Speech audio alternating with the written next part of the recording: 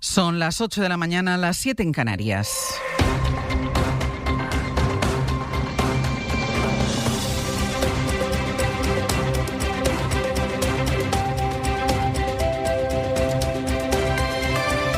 En la cadena SER,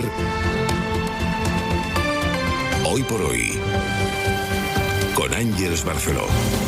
Hola, muy buenos días. La noticia de la mañana está en Hungría, que no es una de las principales potencias económicas ni políticas de Europa y que, sin embargo, anoche envió uno de los mensajes más europeístas, seguramente en el momento en el que Europa más lo necesitaba. De una manera apabullante, en las elecciones con más participación de su historia, los húngaros han acabado en las urnas con la etapa del ultra Viktor Orbán, aliado a la vez de Donald Trump y de Vladimir Putin, que durante 16 años ha aproximado hacia el autoritarismo a un país que está en el corazón del continente. Miles de ciudadanos salieron a celebrar anoche así en las calles de Budapest la victoria del opositor Péter Magyar, que se ha enfrentado en la campaña electoral no solo a Orbán, sino también a la injerencia electoral que tanto Putin como Trump habían ensayado ya antes en otros países. Los húngaros, en cambio, han acabado con la etapa de Orbán, lo que lamentan los partidos de ultraderecha esta mañana, y celebran en Bruselas porque Orbán era desde dentro uno de los principales detractores de la Unión Europea. Bruselas y algunos de los principales líderes europeos han felicitado ya al ganador de ayer.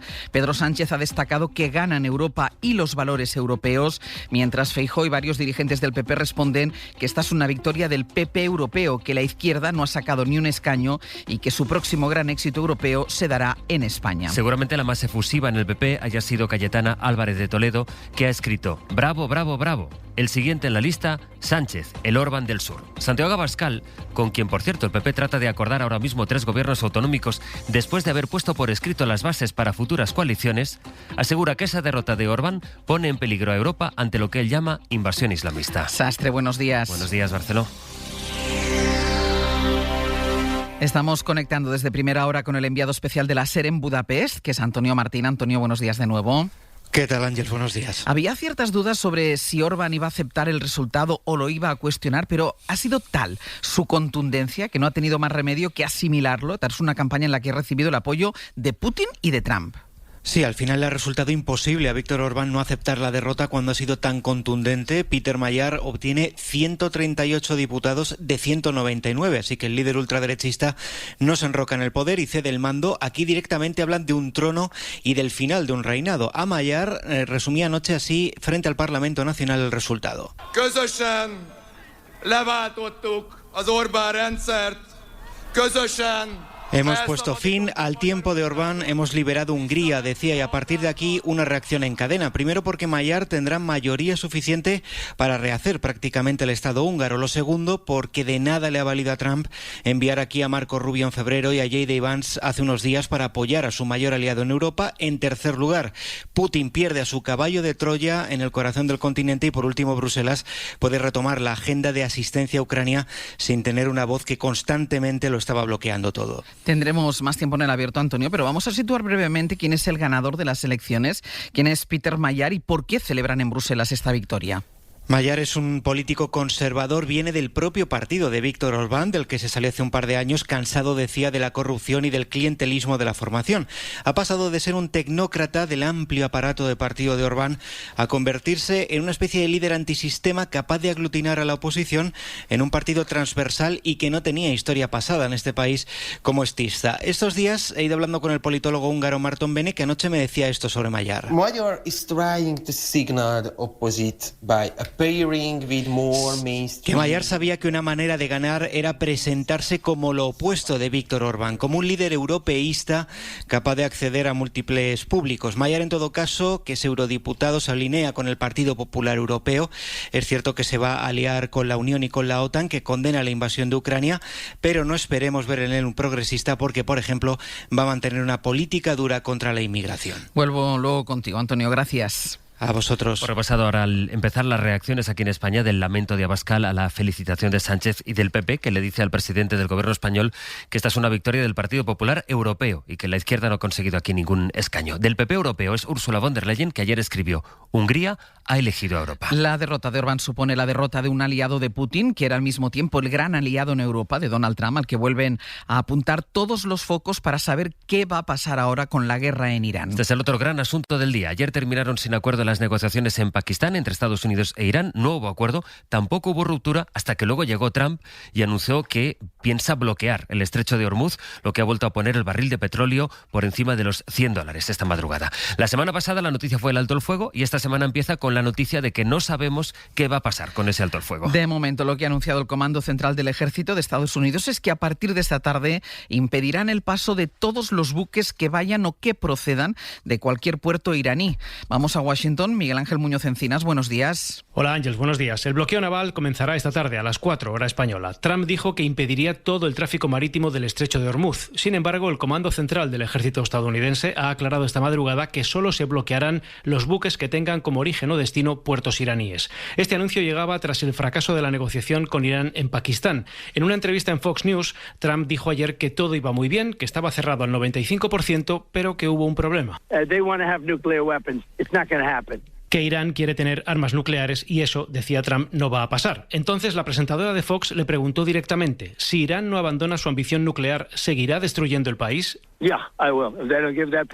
Sí, si no cejan en su empeño, lo haré. De hecho, The Wall Street Journal publica esta mañana que la Casa Blanca sopesa reanudar los ataques sobre Irán, aunque de manera limitada, como una forma de romper el bloqueo de las negociaciones de paz. Pero no hay una decisión todavía tomada, según el Journal.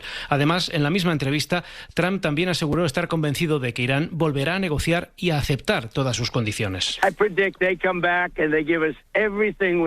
Y que le ha dicho a su equipo que quiere todo lo que pide, no el 90 o el 95%, que lo quiere todo.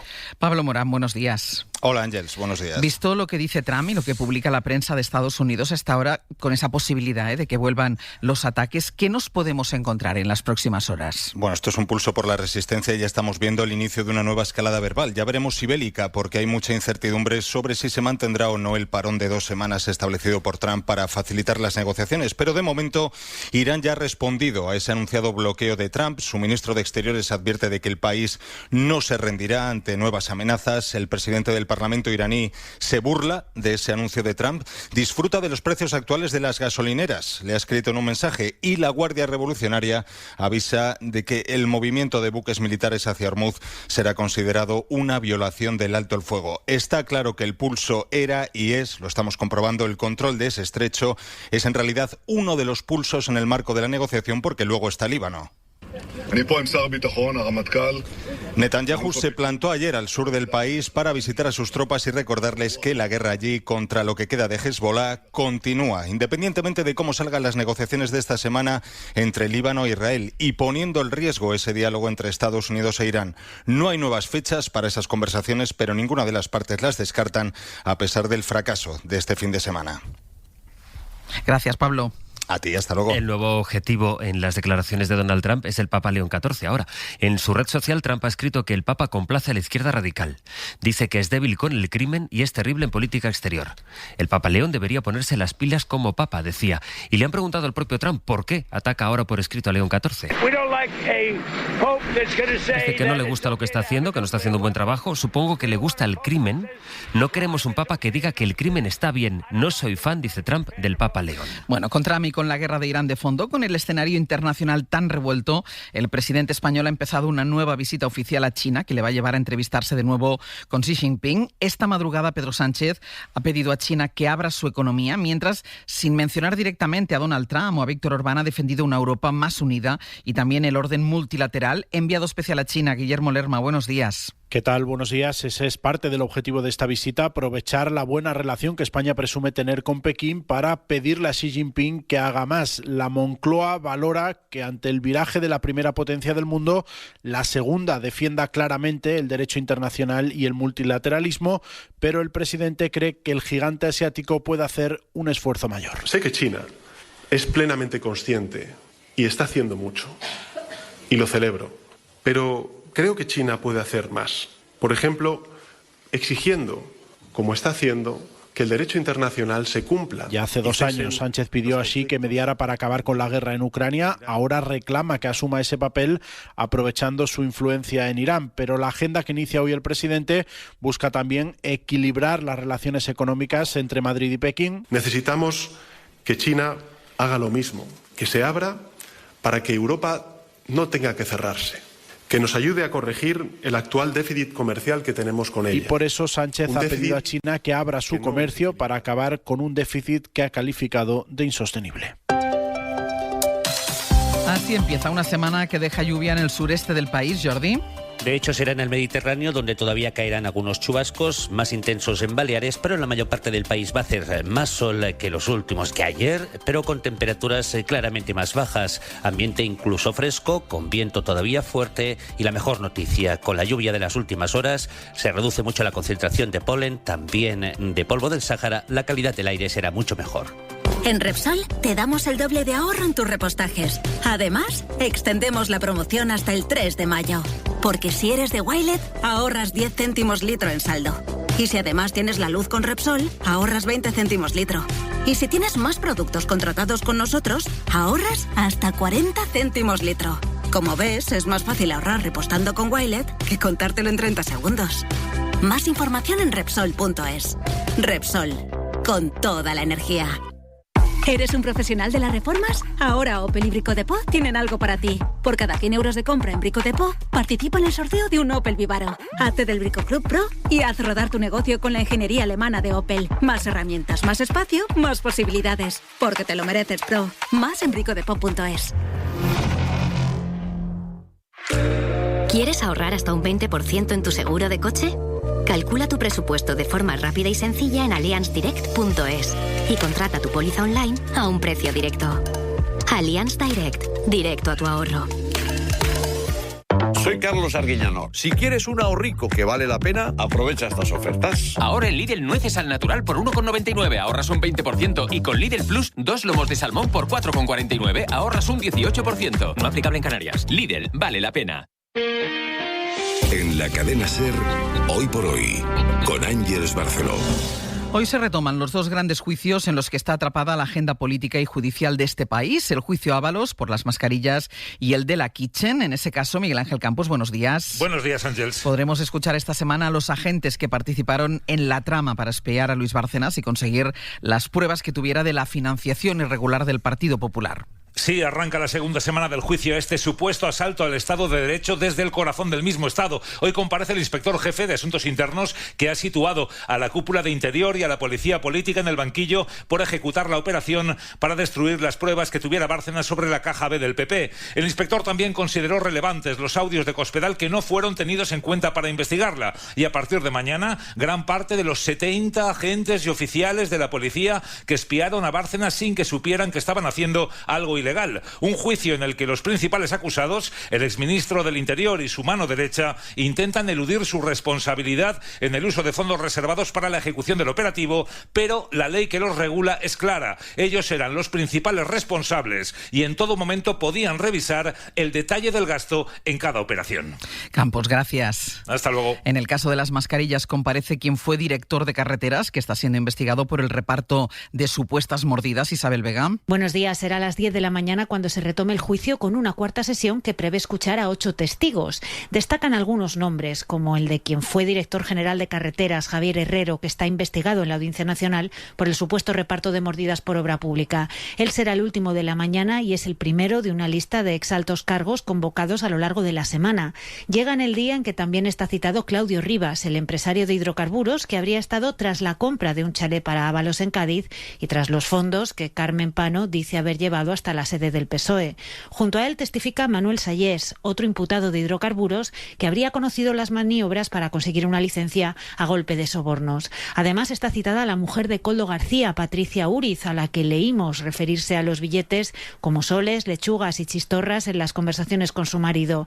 Arranca así esta segunda semana de juicio hablando de dinero. A partir de mañana se analizará la compra de las mascarillas. El día en que ganas la liga de baloncesto de tu barrio, que sales como mejor jugador del partido, que has metido el último triple y te felicita tu familia, tus amigos, el rival. Ese día, que no puedes estar más contento, vas y juegas a Triplex de la 11 y te imaginas que te tocan 150 euros. Ese día, del 1 al 10, es un 11.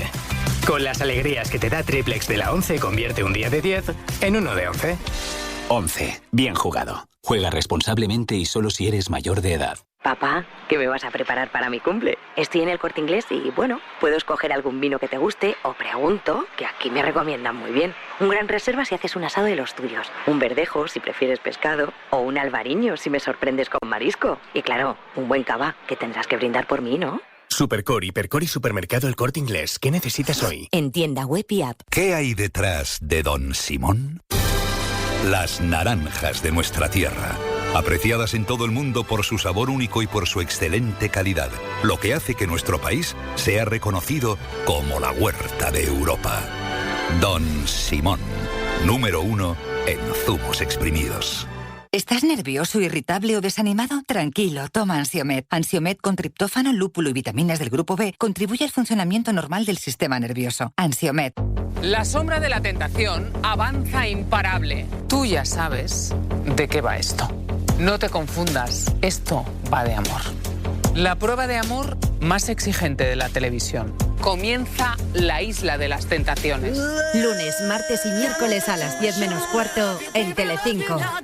Hoy por hoy, Ángeles Barceló.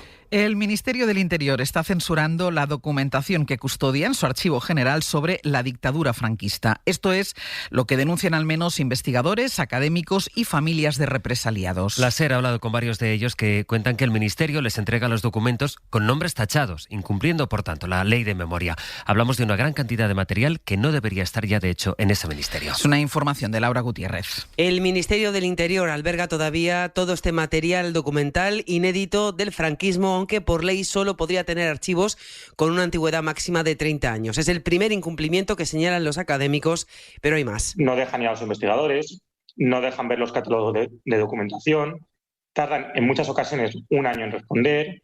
Y lo más grave de todo es que envían la documentación censurada. Es Mario Lozano, investigador de la Universidad de Barcelona. Esta censura la han vivido los profesionales. Cuando recibí los expedientes penitenciarios me encontré con que estaban censurados tanto los nombres de otras presas como de funcionarios y hasta del director de la prisión. Como Laura Bolaños, al hacer su tesis sobre presas del franquismo y las familias de represaliados. Estaban llenos de tachaduras, nombres, ¿no? Firmas de funcionarios. He contado y en total hay 11 firmas tachadas. Interior asegura que se cumple escrupulosamente la ley, que no hay censura, pero la ley de memoria establece que cualquiera tiene derecho a consultar estos documentos, accediendo también a los datos personales de terceros. Las víctimas de la pederastia aseguran estar indignadas por la decisión del Vaticano de archivar el caso contra el obispo de Cádiz. La Iglesia alega que no es posible demostrar que el denunciante era menor de edad cuando ocurrieron los abusos. Las víctimas exigen una revisión del caso a poco más de un mes de la visita del Papa a España. Mariola Lourido. Las víctimas no pueden estar más decepcionadas con el archivo del caso Zornoza. La Iglesia siempre se pone del lado del agresor y no de la víctima, algo que nos parece un ejercicio intolerable de revictimización. Es un despropósito y una incoherencia porque el Tribunal de la Rota propuso que el obispo de Cádiz fuese a juicio, señala Juan Cuatrecasas, de Infancia Robada, que pide al Papa una revisión de la decisión y mano dura. Lo que pedimos al jefe de Estado Vaticano, a León XIV, es que tome de una vez medidas contundentes contra Zornoza. Y esperan que el Papa esté a la altura y los reciba en su visita a España. Es una obligación de acercarse y recibir a una representación de las víctimas de pederastia. Es el momento. Porque el caso Zornoza y el protocolo de reparación a las víctimas que se pone en marcha esta misma semana marcarán también el viaje del pontífice. De momento el Papa ha iniciado ya el que es el primer gran viaje de su pontificado. Hoy llega a Argelia, enviado especial Joan Solés. León XIV, primer pontífice de la historia de la orden agustiniana, llega hoy a Argel, tierra natal de San Agustín. En Argel el Papa se reunirá con el presidente Tebboune, un musulmán sunita con quien abrió el pasado verano un diálogo interreligioso en torno a la paz y a la justicia como respuesta a los desafíos actuales de la humanidad. Así lo expresó el propio mandatario argelino durante su encuentro con el Papa en Roma. El pontífice se reunirá también con los principales dirigentes del Estado argelino, que ejerce un control centralizado sobre la vida religiosa del país. El encuentro se produce en un momento especialmente delicado, en plena tensión del mundo occidental cristiano e israelí hebreo con el Islam por la guerra en Oriente Medio. Y además, aquí en España, en Pamplona, la policía está investigando lo que cree que puede ser un nuevo crimen machista. Un hombre está detenido por saltarse la orden de alejamiento que tenía en vigor sobre una mujer que murió ayer al caer desde la terraza de un edificio. Ocurrió de madrugada. Los agentes investigan si la víctima intentó descolgarse por la ventana de la cocina para huir de su presunto agresor. Y en 10 minutos el abierto. Compartimos el análisis con Elisa de la Nuez, Antón Losada y Josep Ramoneda. Pues así llegamos a las 8:20 de la mañana, las 7:20 en Canarias.